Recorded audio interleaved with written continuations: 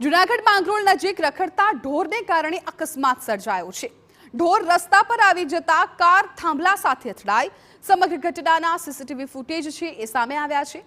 કારમાં સવાર 4 લોકોનો આબાદ બચાવ થયો છે। રોડની સાઈડમાં ઉભેલા લોકોનો પણ આબાદ બચાવ થયો। અકસ્માતના આ ચોંકાવનારા લાઈવ દ્રશ્યો પણ તમે જોઈ શકો છો। ઢોર રસ્તા પર આવતા કાર છે એ થાંભલા સાથે ટકરાઈ હતી અને રસ્તાની સાઈડમાં ઉભેલા લોકોનો આબાદ બચાવ થઈ ગયો। ચમત્કારિક બચાવ કહી શકાય।